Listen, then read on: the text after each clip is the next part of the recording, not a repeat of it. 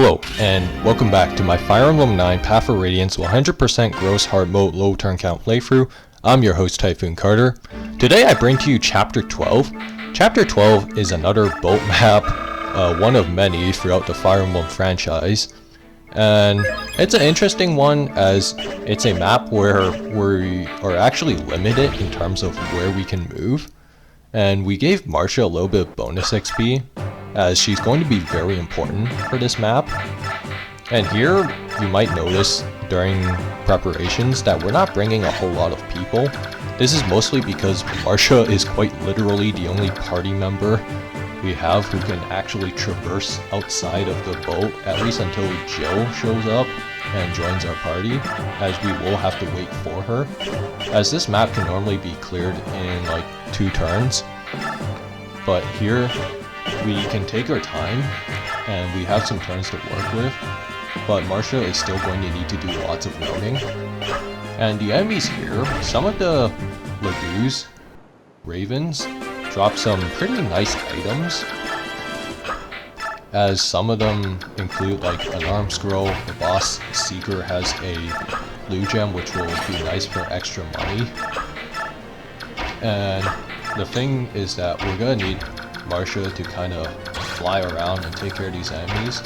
Now, it should be noted that it is possible for some of the Raven Laguzes to roll up on 16 speed, which means that Marcia won't be able to double them, but here I made sure that they didn't roll up on speed. This is mostly for purposes of saving bonus experience, because Marcia has a very tight window for when we need her to be ready for promotion. Since we need her to promote around chapter 14, and to do that, we're basically ensuring that we don't have to spend too much bonus experience, as there are other units that we want to target with bonus XP as this run goes on. And we also got a Laguz Stone as a droppable, which will be nice. And there's gonna be like one instance in the entire playthrough where we're gonna put that to use, but I'll talk more about that when we get there. And here, Ike is pretty much just staying there because we're gonna need Marcia to actually ferry him to this one very small spot on the southern end of the map in order for Marcia to be able to drop him off and have Jill be recruited at the earliest possible stage. Since Jill shows up on the southern end of the island, and she will show up and basically recruit herself, if that makes sense. And what we're doing here is we're leaving this Raven Laguzes alive on purpose for the reasons of staff EXP grinding.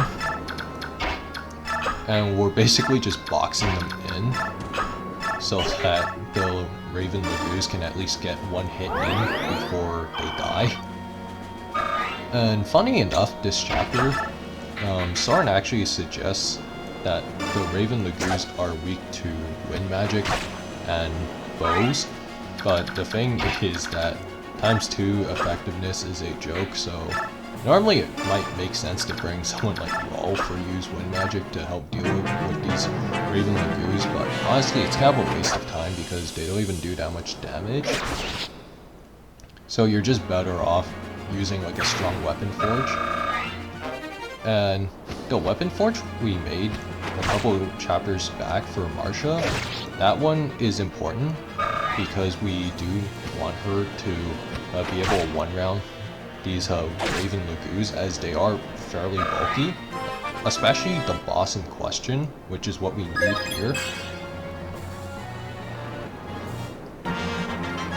And it should be noted that Marcia is going to need to hit level 14, which she just did, in order to just do enough to one-round KO Seeker.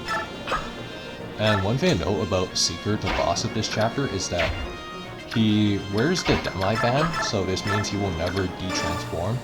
But because of this means that some of his stats are dragged down a little bit, and because of that, it is just enough for us to do what we need to do, and basically kill him in one round.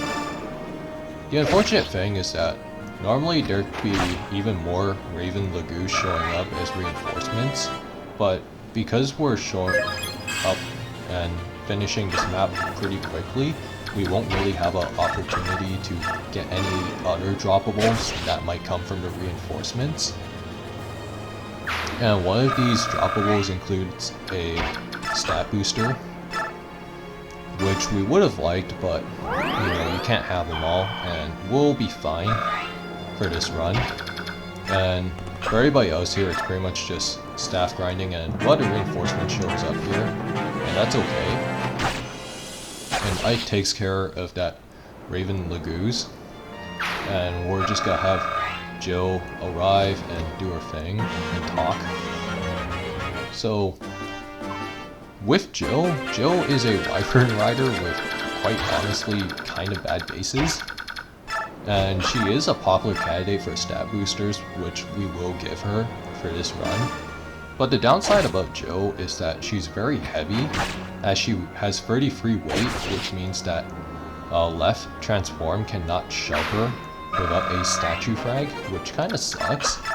And Mordecai can only shove her untransformed, while Jill has not promoted yet, as being able to smite her will require demi-ban use.